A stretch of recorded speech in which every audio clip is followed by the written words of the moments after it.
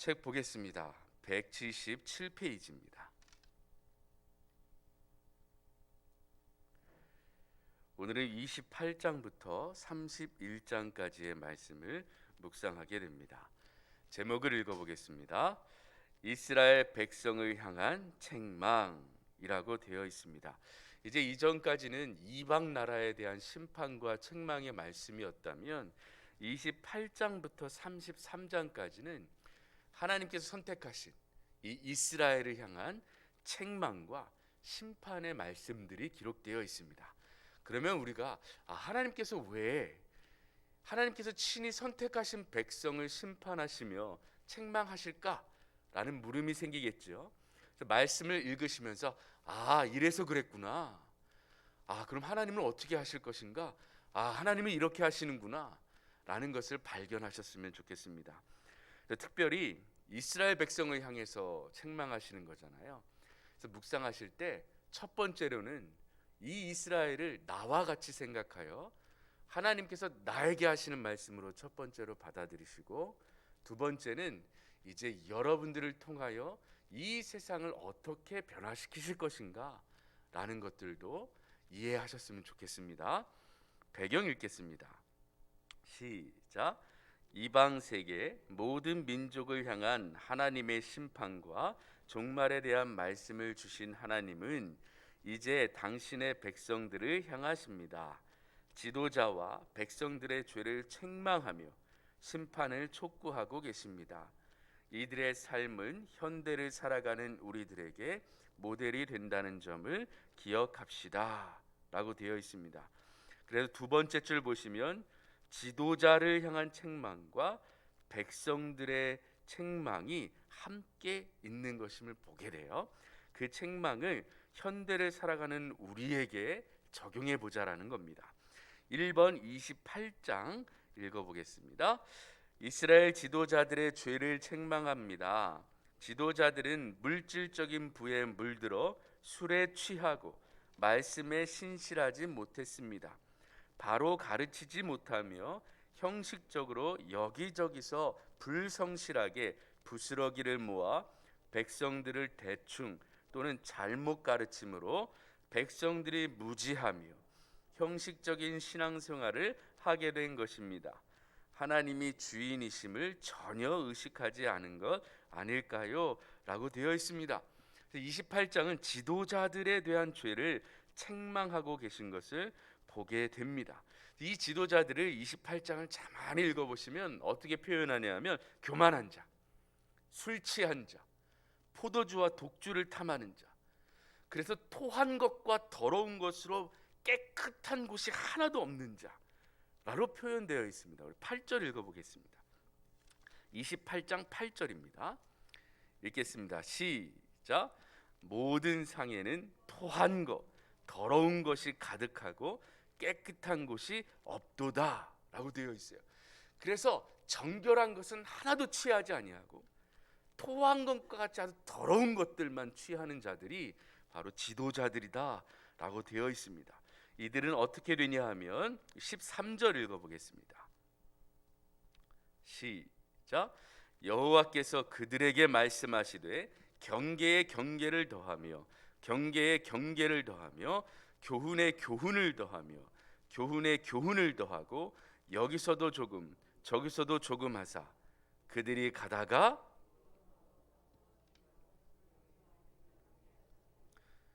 결국 여호와께서 그들을 심판하실 때 그들이 가다가 뒤로 넘어지고 부러지고 걸리고 붙잡히게 하실 것이다 라고 기록되어 있습니다. 14절 읽어보겠습니다. 시작. 이러므로 예루살렘에서 이 백성을 다스리는 너희 오만한 자여. 그래서 오만한 자라고 되어 있죠. 오만한 자라는 뜻은 뭐냐 하면요, 무엇이 옳은지는 알아요. 근데 그 옳은 것을 조롱합니다. 희한하죠. 무엇이 옳은지는 아는데 그 옳은 것을 조롱하는 자들입니다. 왜냐하면 15절 읽어보겠습니다. 시작.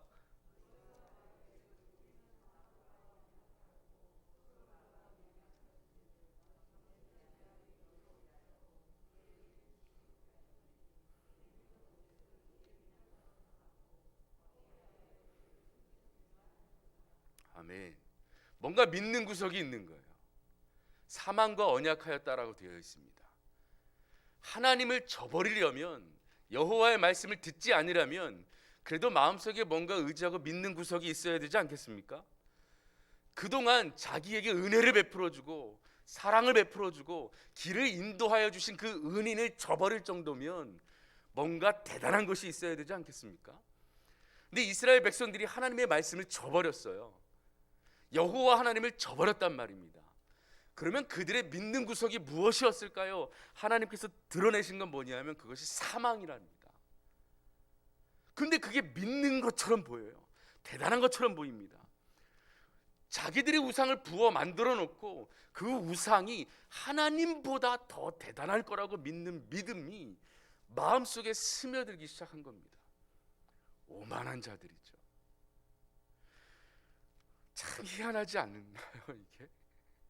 어떻게 하나님께서 그들을 어떻게 인도하여 내셨는데, 그들에게 베풀어 주신 기적과 역사가 얼마나 대단한데 그것을 다 저버리고 그들이 직접 부어 만든 우상을 의지하게 됐는지 참 안타깝습니다.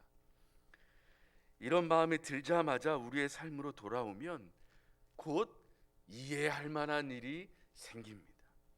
우리도 그런 경험이 있지 않나요? 하나님의 말씀을 저버리고 다른 것 의지한 적 있지 않나요? 그러고 보니 이스라엘 백성들의 마음이 조금 이해가 돼요. 죄를 짓지 말아야 되는데 죄를 짓고, 하나님의 말씀을 기억하며 살아야 되는데 잊어버리고, 그런 모습을 또 우리에게도 발견할 수 있습니다. 그것을 뭐라고 표현한 거냐면 사망과 더불어 세운 언약이라고 18절에 나옵니다. 그때에 하나님께서 심판하시는 방법이 16절입니다. 읽어보겠습니다. 시작. 그러므로 주 여호와께서 이같이 이르시되 보라, 내가 한 돌을 시온에 두어 기초를 삼았노니 곧 시험한 돌이요 귀하고 견고한 기초돌이라. 그것을 믿는 이는 다급하게 되지 아니하리로다. 뭔가 기억나시는 말씀들이 있을 거예요. 기초돌, 내가 한 돌을 시온에 세우리니, 그 돌로 말미암아 이루어지는 일들이 있어요. 그것은 바로 정의가 드러나는 겁니다. 거짓이 드러나는 겁니다. 그리하여 거짓으로 드러나는 것들은 버림을 당하겠죠. 기초돌은 기준이 되는 돌입니다. 그 돌을 기준으로 하여 집이 세워져 가죠. 서로 연결되어지는 겁니다. 그러나 그 기초돌을 기준으로 하여 올바르지 않은 것들은 버려짐을 당하는 거죠. 그 옆에 이렇게 적어 놓으셨으면 좋겠어요. 예배소서 2장 20절. 그것을 보시면 예수님께서 친히 모퉁이 돌이 되셨다라고 기록되어 있습니다. 또 하나 적어 놓으셨으면 좋겠습니다. 베드로전서 2장 6절부터 8절입니다. 동일한 말씀들이 기록되어 있습니다. 그 말씀을 보시면 베드로전서 2장 8절에 말씀을 순종하지 아니함으로 넘어졌다라고 기록되어 있어요. 에베소서 2장 21절부터 22절 보시면 그 주춧돌을 중심으로 서로 연결되어 주의 성전 안에서 성전이 되어가고 라고 기록되어 있습니다.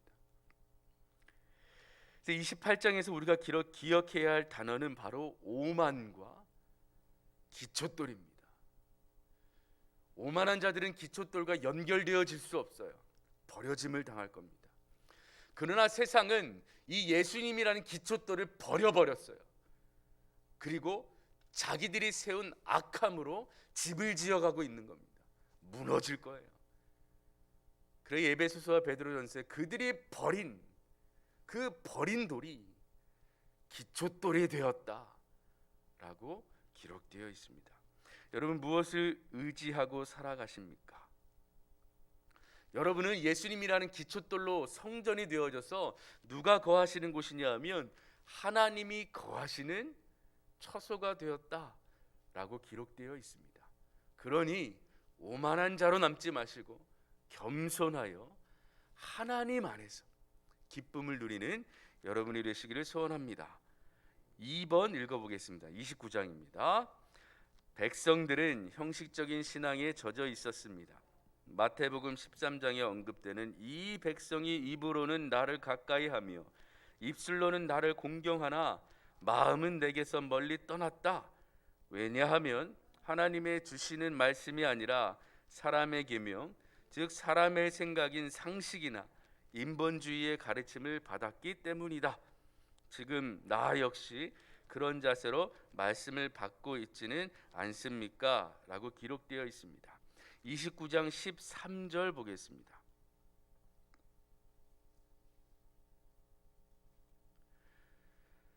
읽겠습니다. 시작. 주께서 이르시되 이 백성이 입으로는 나를 가까이하며 입술로는 나를 공경하나 그들의 마음은 내게서 멀리 떠났나니 그들이 나를 경외함은 사람의 계명으로 가르침을 받았을 뿐이라 라고 되어 있습니다. 참 희한한 구절입니다. 보시죠. 중간 부분에 보시면 그들이 나를 경외한답니다. 좋은 거 아닌가요? 하나님을 경외함이 지혜의 근본이라고 하셨는데 경외하고 있어요. 근데 왜 경외하고 있냐 하면 사람의 계명으로 가르침을 받았을 뿐인 마음으로 경외하고 있는 거예요. 이 말은 무엇이냐 하면 하나님의 뜻으로 하나님을 올바로 알고 우와 하고 경외하는 것이 아니라 사람의 계명, 여기저기에서 다 들을 수 있는 상식적인 말들 때문에 하나님을 경외하는 거예요. 이것은 많은 현자 중에 한 사람, 성인 중에 한 분, 그래 존경할 만한 분이구나 라는 마음으로 하나님을 대하는 것이 바로 이런 마음입니다. 이런 마음이 있는 자들은 13절에 나온 것처럼 마음이 하나님에게서 멀리 떠난 자들이에요. 그래서 14절 읽어보겠습니다. 시작. 그러므로 내가 이 백성 중에서 기이한 일, 곧 기이하고 가장 기이한 일을 다시 행하리니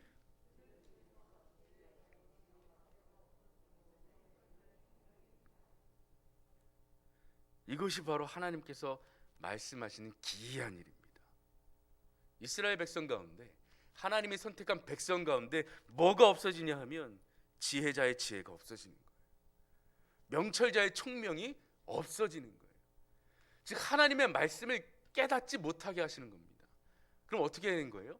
심판 가운데 그냥 내버려 두시는 거예요. 기이한 일입니다. 이것이 아주 기이한 일입니다. 하나님이 그들을 이끌어내셔서 구원하시기로 하셨는데 하나님의 나라를 이루어 가신다고 하셨는데 그들 가운데 하나님의 말씀을 깨닫는 지혜와 총명을 사라지게 하시겠다라는 겁니다. 이게 얼마나 기이한 일입니까? 있어서는 안 되는 일입니다. 그러나 마음을 떠난 자들에게는 그런 일이 일어납니다. 2번 다시 보실까요? 형식적인 신앙은 바로 이런 것입니다. 마음을 다하여 하나님께 나아가지 않는 것, 이것이 형식적입니다. 마음을 다하여 하나님께 나아가는 자들에게 반대로 말하면 하나님이 기이한 일을 행하실 건데 그것은 지혜를 주실 겁니다. 총명을 주실 것입니다. 그래야 하나님의 말씀을 깨달아 이 하나님의 나라를 누리게 하실 겁니다. 기쁨을 누리게 하실 겁니다. 하나님을 올바로 경외하게 하실 겁니다. 그것이 바로 마음을 다하여 하나님을 예배하는 자들에게 주시는 축복입니다. 이것 또한 아주 기이한 일입니다. 감사한 일입니다. 그리하여 2번을 묵상하실 때 여러분의 예배를 돌아보십시오. 여러분의 기도를 돌아보십시오. 내가 마음을 들이며 예배하고 있는가? 그러면 말씀을 깨달으실 겁니다. 마음을 다하여 기도하고 있는가? 그러면 응답 받으실 겁니다. 3번 읽겠습니다. 30장부터 31장입니다. 이스라엘 백성들은 위기와 고난, 어려움을 만날 때마다 하나님을 의지하지 않고 강대국인 이집트를 의지했습니다. 하나님께서 이스라엘 백성들을 선택하셨고 그들의 왕이시며 보호하시고 인도하시며 공급하셨는데 눈에 보이는 사람과 나라를 의지한 것입니다. 우리도 하나님보다 사람이나 물질을 의지하지 않습니까? 라고 되어 있습니다. 여러분은 어떤가요?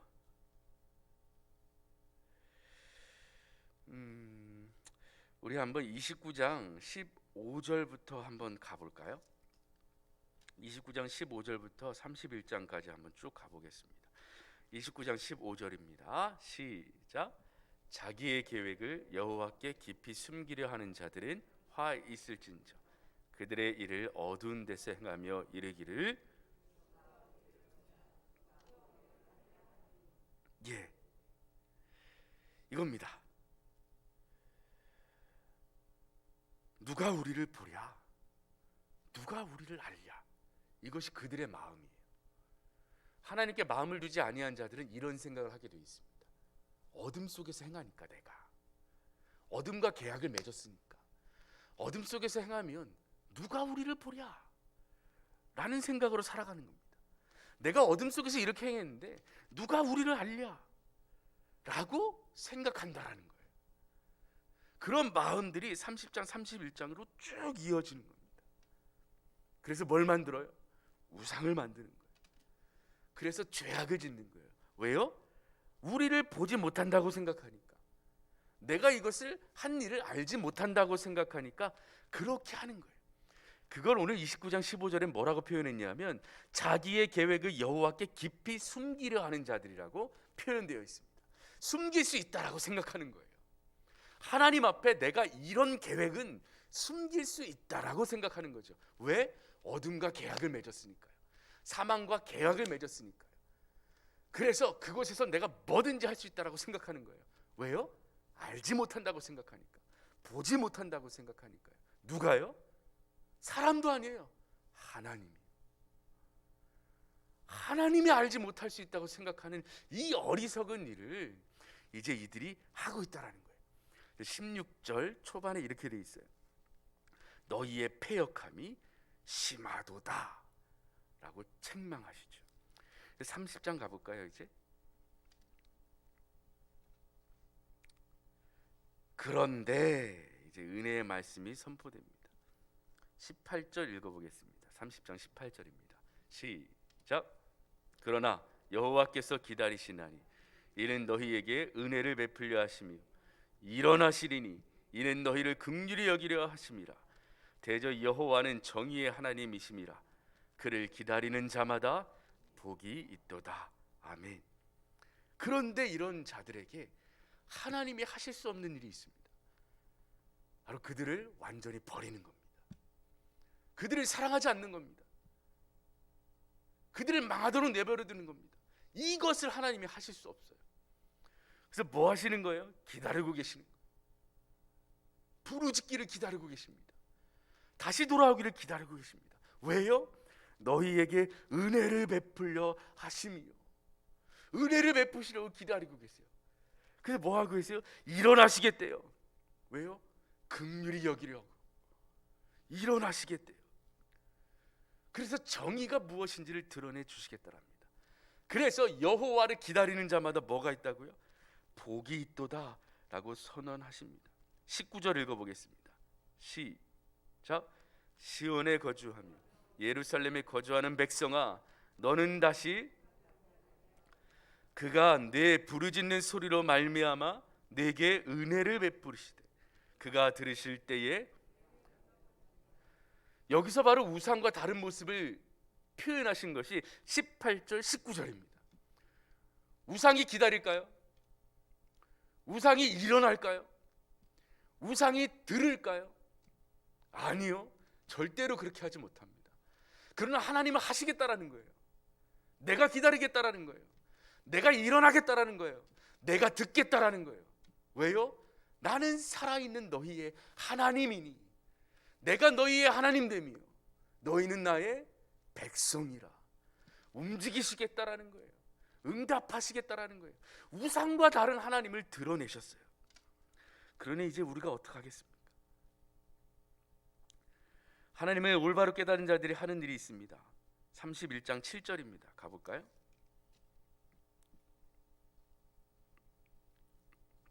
(6절) (7절) 읽겠습니다. 이스라엘 자손들아, 너희는 심히 거역하던 자에게로 돌아오라. 너희가 자기 손으로 만들어 범죄함은 우상, 금 우상을 그날에는 던져버릴 것이. 던져버리게 하실 거라는 거예요. 우상들 버리게 하실 거라는 거예요. 돌아오게 하실 거라는 거예요. 오늘 말씀을 묵상을 마치겠습니다. 여러분, 하나님은 살아계신 하나님이십니다. 다 아십니다. 전능하신 하나님이십니다. 그분이 여러분 편에 계십니다. 그리고 여러분 구원하셔서 여러분 마음에 성전 되게 하셔서 성령 하나님과 함께하게 하셨습니다. 그분이 오늘 하루 여러분을 그냥 놔두시겠습니까? 하나님 의지하시고 그 마음을 주님께 드리며 기도하십시오. 응답하실 것입니다. 하나님의 말씀을 깨닫고 그 말씀대로 가십시오. 하나님이 함께 동행하실 것입니다. 오늘 찬양처럼 우리는 늘 주님을 배반하나, 그죠? 우리는 늘 주님을 배반하나 주님은 우리를 가만 놔두시지 않으십니다. 그 축복을 누리시는 하루 되시기를 주님의 이름으로 축원합니다. 기도하겠습니다.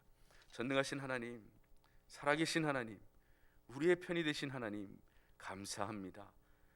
오늘도 우리의 길을 인도하시고 함께 하시며 평안과 복을 누리게 하여 주시옵소서. 감사드리며 우리 주 예수 그리스도의 이름으로 기도합니다. 아멘.